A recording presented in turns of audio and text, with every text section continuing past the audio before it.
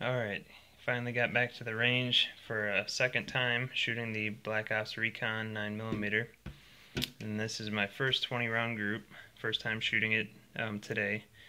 Second time shooting it total. And that's a pretty awesome group. Had the one low shot, but then everything else was pretty well centered. To the left though, but as far as up and down it was centered pretty well. Pretty consistent, you know. I didn't have a bunch of shots low and hardly any high, or a bunch high and nothing low. It's all pretty even, but to the left, which is kind of how I shoot. Second group, a lot better as far as kind of getting stuff centered, getting a couple of shots over to the right, but one high shot. Kind of opposite of that one up there. But there's always that one shot. But still a really good group. There's a lot of connecting shots there. Awesome. And third grouping, once again, these are all 20 shots. That's even better. The lowest shot, or the furthest away shot, is still touching this outer red ring. Everything else is pretty much in there. But a lot of connecting shots again. Almost all these are connected. And that's pretty awesome. And the last group is even better. Once again, one stupid shot that went off to the side. These are all left, but there's a lot more that are close to the center and the yellow. And once again, a bunch of them are connected. So that's an amazing group. And if I wouldn't have got that stupid shot down there, that's all right around just over 2 inches there, because that's just, you know, each square is an inch. So I mean, just over 2. That's awesome. And that's at 7 yards. 20 shots. Winchester white box, 115 grain. And this is the one round out of the box that I guess the quality control didn't catch. But when they seated the bullet, it crushed the end of the case, so that kind of screwed it up.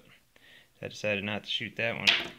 But the rest of them shot pretty well. I did have a couple of, I think, failure to feeds, or actually failure to eject the empty casing, it seemed.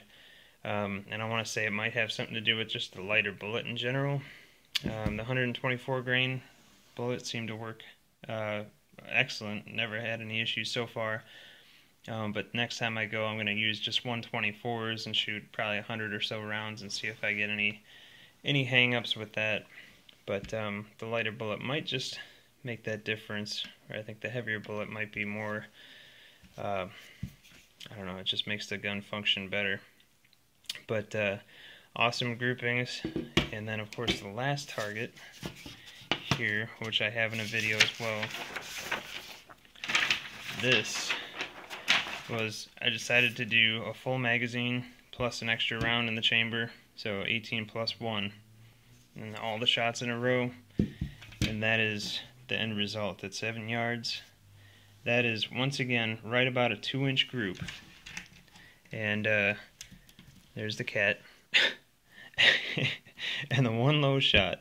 But if it weren't for that damn shot down there, that's a hell of a group, man. So it's an outstanding pistol.